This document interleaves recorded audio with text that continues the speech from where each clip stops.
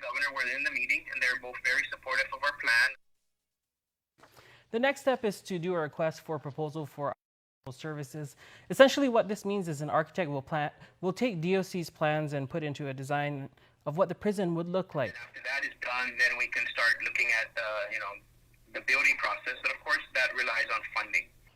Uggan says they've been meeting with key stakeholders within the community throughout the process. They look forward to hearing feedback from the governor soon.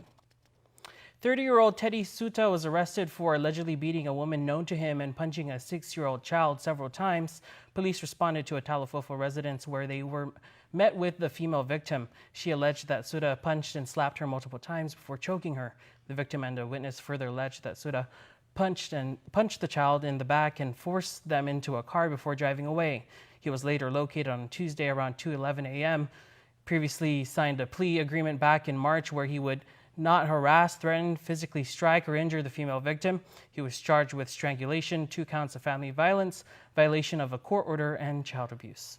Your canned soup, nuts, oatmeal, and cereal can help children on the island without access to food have one less thing to worry about. KUAM's Isaiah Uggan reports. Usually, organizations, church groups, businesses, schools, and individuals hold a food donation drive annually, but that's not the case for Be Heartfelt. It's a new nonprofit organization based in Guam, Peru, Palau, Kansas, and the Philippines, where one of their many growing initiatives is to feed children in need.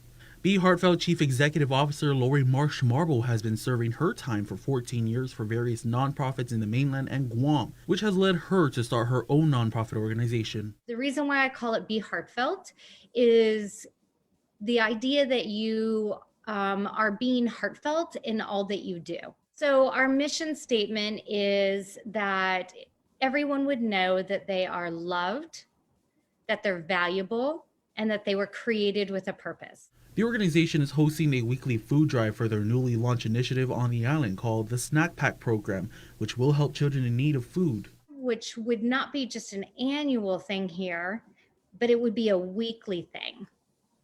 And the weekly thing is feeding children on the weekend who don't have access to food. So they're getting their free meals on weekdays, but there's going to be always that small portion of, well, we say small portion, but it is still, sadly, a portion of our population here on the island, and actually larger than we would think, that won't have access to some type of food source on their weekend. It's where they can get it, slip it in their backpack, and they can take it home for the weekend. So it's discreet, it's giving them dignity and also security.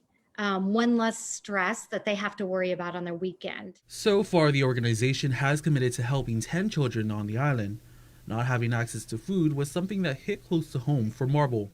I don't talk about it often. I was homeless as a child for about 1.5 years.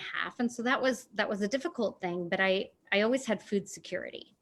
And so that was one less stress for me, but my husband unfortunately did not. And so it's close to my heart because I can't change the situation of his past, and but I can do something for every kid that is in a similar situation here on the island to him as a boy. And so that's where it's really close to my heart, is, reminding these children that they're not defined by their circumstances, but that people see them, care for them, that they're not just lost or they're not forgotten, and that all of us love them and want to show them that we're in their corner. Marble says feeding kids is important to her and hopes that the act of giving will grow larger throughout the year. You can donate non-perishable food to feed children in need on the weekends at Calvary Baptist Church in Upper Tumon on Wednesdays between 5 to 7 p.m. For more information about the organization, visit beheartfelt.com, email contact beheartfelt@gmail.com, and follow the nonprofit on Instagram at beheartfelt. Reporting for Guam News Network, Guahusi Isaiah Uggan. And in anticipation of the University of Guam's Endowment Foundation celebrating their 40th anniversary in April 2022, the office in Manila received a touch-up recently. Here's more once again with Isaiah. The UOG Endowment Foundation is a nonprofit organization, and its mission is to foster and promote the growth, progress, and general welfare of the University of Guam by soliciting, receiving, and administering resources which empower and support the university. They unveiled a mural earlier this week at their office that surrounds their building with bright blue and green colors. UOG alum Lisa Nicholas was the artist who worked on the painting. He has a Bachelor's of Arts degree in Liberal Arts. St. Nicholas is known for a few art pieces across the island like the 3D Azuzu in Anigua, Mariana's Trench located in front of the Guam Congress Building in Hagåtña, and the Chamorro Girl on the Tamuning Business Center.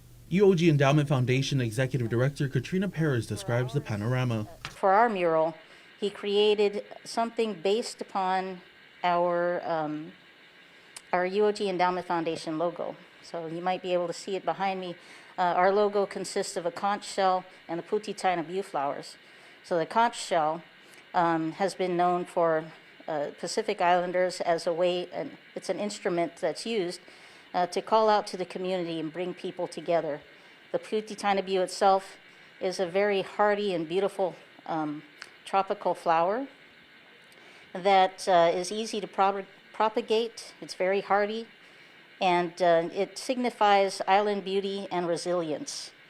So that's the main center point for our mural, and it's surrounded by many other shells. So the other shells represent the other neighboring island communities that are impacted by the University of Guam's mission, which is Ina Descubri Setbi, to enlighten, to discover, to serve. In the blue, which is the background, essentially it stands for the sea and the sky that connects us all. This mural is a celebration of the Foundation's 40 years and their continuing mission to reach out to members of our island communities to provide them with giving opportunities that benefit the University of Guam. The Foundation this year will be awarding several scholarships ranging from $500 to $5,000. For more information, check out the UOG Endowment Foundation on their social media pages on Facebook and Instagram at UOG Endowment. Reporting for Guam's News Network, Wahusi Isaiah Uggan. And in regional news, the Northern Marianas College and Saipan Tinian and Rhoda will be taking on a new look unveiled by their new president, Dr. Galvin De Leon Guerrero. The Proa tribe is just such an amazing team here. They've been through so much devastating typhoons, economic uncertainties, austerity measures, and of course this pandemic. But each and every single time, this Proa tribe, just like the entire Northern Marianas, has demonstrated that they are Proa strong and they are Mariana strong. At the helm of the NMC Proa, President Galvin De Leon Guerrero says brighter skies are on the horizon when it comes to the college's role in the region. We're also moving ahead in establishing NMC as more of a four-year research institution that offers more four-year degree programs. So in all of this, the NMC, we see our role as helping with the community and the economic development of the Northern Marianas. Dr. De Leon Guerrero says while colleges take a hit in enrollment in pandemic times, NMC is seeing an increase in its 1,300 student population. Half of those students are back to face-to-face learning in time for a new facilities master plan that was approved. Our goal is to not only renovate the Astrolahi campus, which is going to be fantastic, but it's also to move forward with renovating our instructional sites on Luta and Tinian, and to be contributors to the economic revitalization of our communities. In fact, looking here at the Astrolahi campus, we're not just confining ourselves to the hill. We are partnering with DPW, government entities, to also revitalize the entire stretch of road from the Shell gas station all the way to the Astrolahi intersection. He says they hope to create a college town similar to those in the States. The plan itself breaks down the reconstruction of Astrolahi into very specific phases.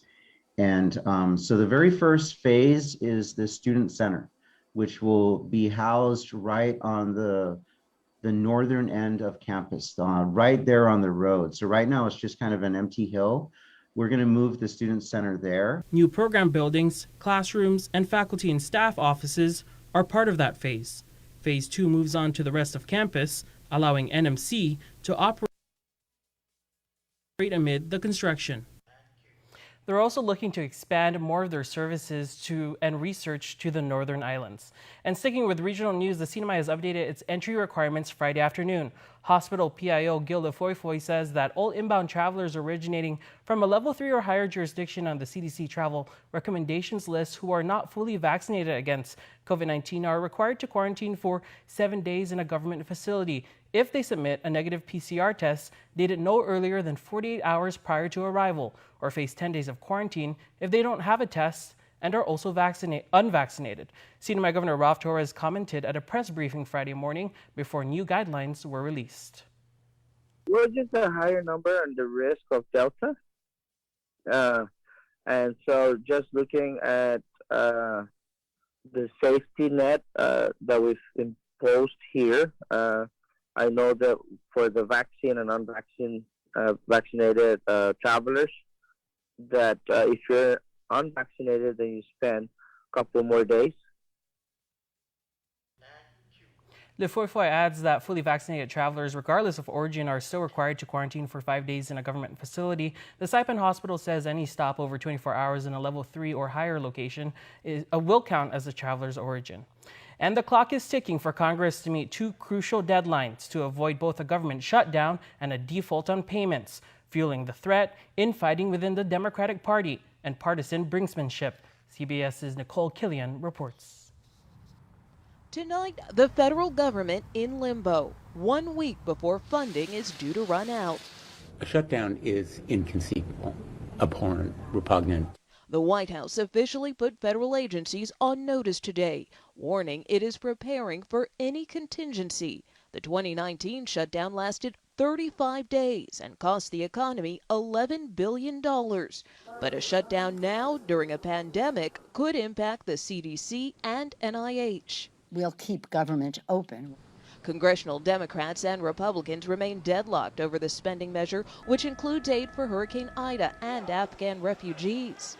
But the real disagreement is over a provision to suspend the debt limit so the government can keep paying its bills, which so far Republicans are refusing to do. Is there anything that can change your mind? I'm not going to increase a debt limit to spend another $5 trillion in the next month. U.S. officials say failure to act could risk catastrophic damage to the economy. A default could wipe out nearly 6 million jobs. Can you count them? Jody Lamberti, who runs a daycare out of her home, hopes hers isn't one of them. It could mean losing my business. It could mean losing my home, losing my car. The Senate is expected to vote on the government funding bill in the coming days, but there's not a lot of hope it'll pass given the current divide, which doesn't leave Congress much time to find a fix. Nicole Killian, CBS News, Capitol Hill. Stay tuned. Next on Weekend Edition, we have Culture Club, and still to come, Dave Delgado with sports. Get up-to-the-minute news, plus access to alerts, streaming radio, promotions, and more on your mobile device by downloading the KUAM News mobile app, available at the App Store now.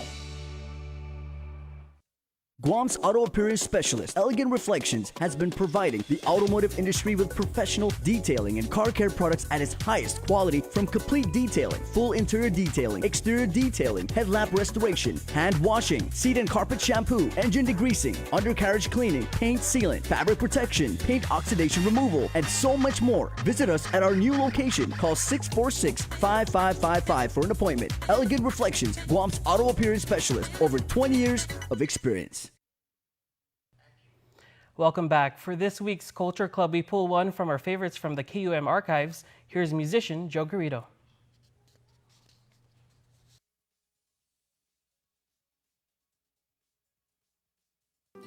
Culture Club, brought to you by Harlem.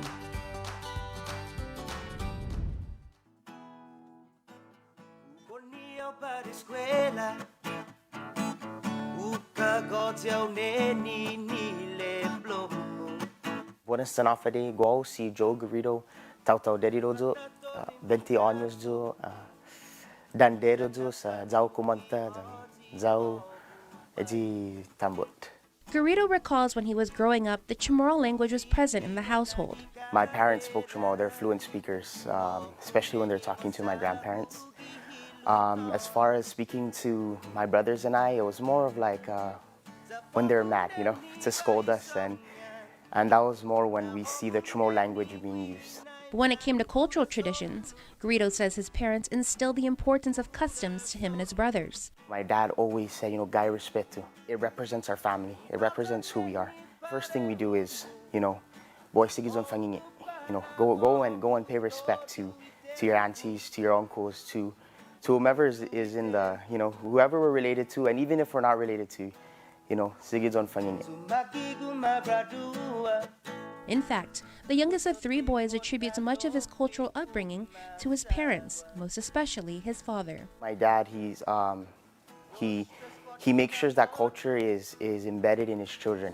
That includes teaching his sons necessary skills like gathering wood for a fire or barbecue, or sourcing fruits and vegetables off their land. He really wants us to just make sure that we are able to, if the power gets cut off and the water gets cut off, we'll know how to survive. However, the turning point for Garrido was during a conversation with his grandfather when he was about 8 years old. He said, boy, puno ikandit. And, that literally translates to kill the light, but, all, Chamorros recognize that phrase as just turn off the light, right? Puno ikandit. I was such a young kid, and I was like, Grandpa, I don't understand. I don't know what that means. It made Garrido realize. If my grandparents and I cannot speak to one another, or at least communicate effectively, then my grandpa shouldn't be the one to learn English or to get down to my level. I should give him that respect and learn his language, learn our language, so that I can speak to him. Sadly, both his grandparents on his dad's side would pass away in 2009, but it allowed him to do some much-needed soul-searching, and it led him to a Chamorro course at the University of Guam, being taught by Dr. Michael Bavacqua. I just fell in love with the language, and I said, you know what? I have one grandparent left around. It's my grandma on my mom's side. Before I die, my life goal is to speak to my grandmother in Chamorro. She deserves that. After completing CM 101 and 102, he wanted to go further. So I declared my first major in Chamorro studies because I wanted not only to learn the language, but I wanted to give the gift of Chamorro language, of Finut Chamorro, to my children, to my nephews, to my nieces, to my cousins. And while it's been a long journey, in May of next year, Garrido is set to graduate from UOG. Finally, when I speak to my grandmother now, I speak to her in Chamorro. It's the best feeling in the world, and I can promise anyone that when you can speak to your own grandmother in her native language and you can understand what she's saying, she understands what you're saying. He even paid a visit to his grandparents at the cemetery. I sat right there in front of their graves. And I spoke to them, and I can just feel them. I just felt that they were there. And to me, though they weren't physically present to have a conversation with me, the spiritual connection was so strong. Now that he's learned his language, Garrido put pen to paper, writing a Chamorro song for his brother Jacob's wedding. It was one that I was able to put lyrics together in the Chamorro language, and 2, that it was for my brother, his wife, his kid, and their life. And this is a wedding song that will probably carry on for generations, I hope.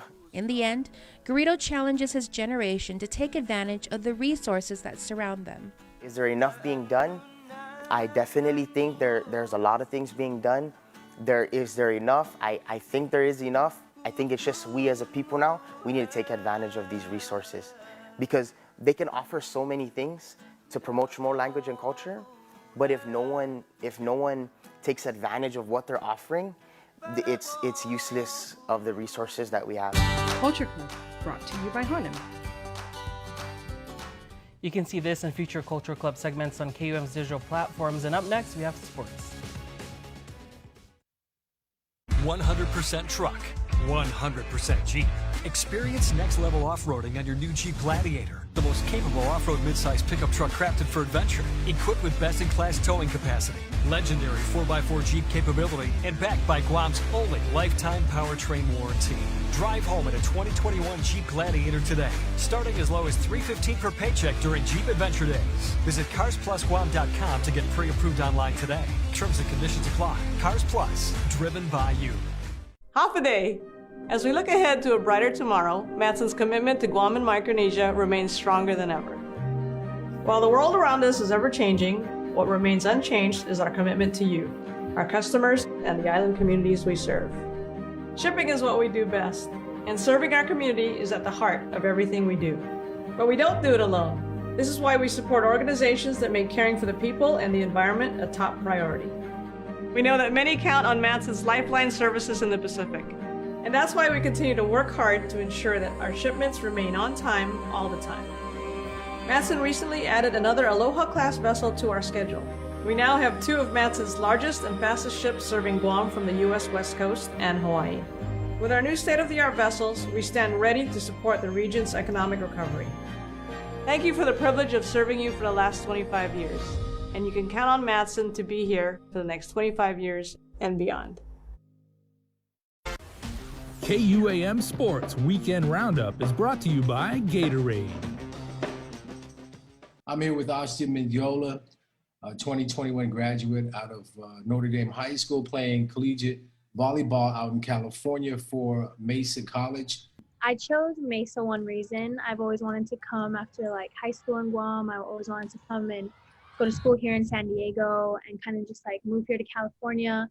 And so I was looking at junior colleges and I saw that Mesa was like really big in sports. Like they were one of the best in San Diego. So I emailed the coach and she emailed me back and we had a phone call and all that stuff. And so she ended up giving me a spot on the team. And so, yeah, like it all happened kind of really fast. I wasn't supposed to leave Guam till like late August. And then I ended up leaving in July because I needed to be out in a week's notice. So yeah, it was all really fast and it was just a great opportunity. And just Marvin Linder, athletic director over at Southern High, also the ESA League president, with the governor announcing sports able to resume practices and hopefully leading up to play real soon.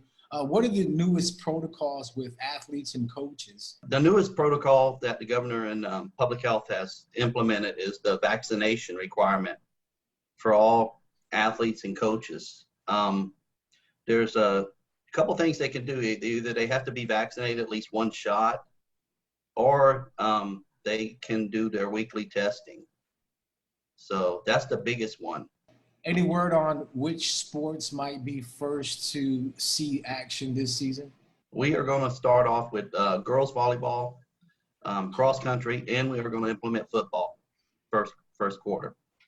Well, we really don't have quarters right now because we've broken up. We delayed so long that we're playing into the second quarter. So right now we're going to have the M3 sports start. I'm pretty much trying to get schedules completed and proposed schedules completed for second quarter to see how it looks.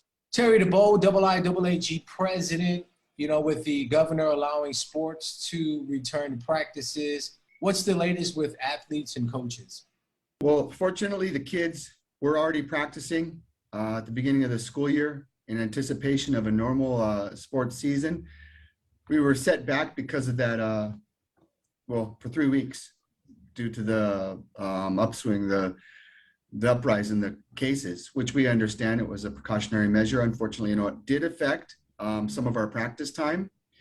However, with the IIAAG, we have the 3-season calendar now. So our sports seasons during the fall sports would be cross country, boys beach volleyball, boys soccer, girls volleyball, and bowling. We worked together to put the return to play protocols together ever since November of last year. Those were approved by Department of Public Health. So essentially, we're just going to re-implement those rules. Those are all the necessary mitigation protocols, including providing the rosters and names of the athletes and the coaches and the other participants, and doing the temperature checks, ensuring that all the facilities are prepared with and sanitized, just to ensure that all of our activities are performed in compliance with the guidelines, and to ensure that our kids are protected. Guam Football Association officially announces the appointment of Sang-Hoon Kim as head coach of the Guam men's national team and Ross Awa as interim head coach of the Guam women's national team for AFC tournaments next month. I'm confident in both Coach Kim and Ross in their new roles with our men's and women's national teams, and I encourage all supporters to continue to track the progress of our senior national team, said Valentino Sengil, GFA president. The playoff round matches will be played October 9th and October 12th at the Khalifa Sports City Stadium in Issa Town, Bahrain. Guam's October 9th match will kick off at 8:30 p.m. Bahrain time, 3:30 a.m. plus one-day Guam time, while the October 12th match will kick off at 7 p.m. Bahrain time, 2 a.m. plus one-day Guam time. Currently, 30 domestic players have been training under Kim 4 times per week. The final selection of players will be made from a larger preliminary roster that includes players abroad eligible to play for Guam. Keeping with soccer news, Guam Football Association President Valentino Sengil became the newest Asian Football Confederation Executive Committee member, joining 27 others as one of 5 co-opted members. Sengil is the co-opted member representing the East Asian Football Federation. The EAFF nominated Sengil for the AFC seat in 2019. I'm very honored to be part of the AFC Executive Committee and look forward to working directly with my colleagues from other member associations to contribute to the continued success of football in Asia, Sengil said. In bowling news, J. Leon Guerrero marched to his second 2021 Budweiser King of the Lanes title after easily defeating his opponents in the elimination matches. Top seed Leon Guerrero threw 10 strikes during the semifinal match against 6th seed Mike Sanchez, toppling the lower seed 259 to 186, then carried on his winning ways against 5th seed Darryl Scott in the finale with a convincing 72-pin win over the defending monthly champion. The win puts Leon Guerrero second in the leaderboard of the year-end finals with 92 points. Keep it locked to the stations of KUAM for all your NFL action. We get you started early in the morning, Monday, September 27th at 3 a.m. NFL on CBS, KUAM TV 11, Cincinnati Bengals at the Pittsburgh Steelers.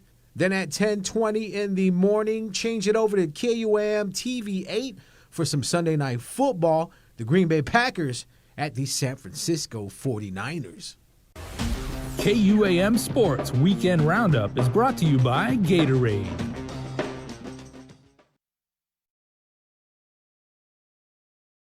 KUAM News, in partnership with the Guam Visitors Bureau, brings you the Guam Safe and WTTC Safe Travel Certified Program Showcase. Look out for this powerful symbol for visitors, island residents, and industry workers alike, as it represents establishments with the global commitment to safety practices, stamped with approval by the Guam Visitors Bureau and the World Travel Tourism Council. Every Monday on KUAM News will feature a different local business who's taken the Safe Guam and Safe Travels pledge to maintain health and safety standards to get Guam back on track. Log on to visitguam.com to see how your business can receive the designation, what businesses in our community are Guam Safe certified, and have the WTTC Safe Travels certified.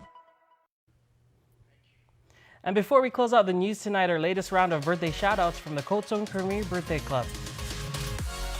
You know what time it is? It's that time of the show where we say happy birthday to some very special weekend birthday celebrants. And on Saturday the 25th, Brent Borja blows out the candle. So happy birthday to Brent from all of us at Cold Stone Creamery and KUAM.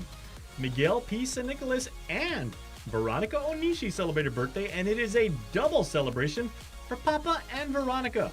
Happy 76th birthday to Mr. San Nicolas, and happy 8th birthday to Veronica.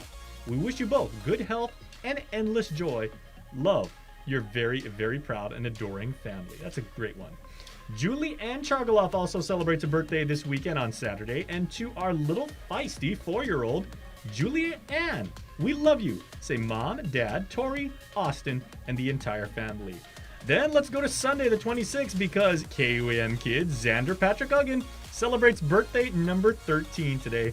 And to this handsome slugger who is now officially a teenager with a heart of gold, Xander, we love you plenty, and we know you're a fantastic baseball player. You got that great arm just like your daddy does. And we really, really love you plenty. Says your family, your friends, and all of us here at KUAM too. Have a fantastic birthday, each and every one who has a birthday this weekend. Remember, you can be part of the Cold Stone Creamery Birthday Club by registering online on KUAM.com. Please make sure to include with your photo, your name, and your birth date. That's all we have time for from all of us here at Guam's News Network. Thanks for watching, and have a safe weekend.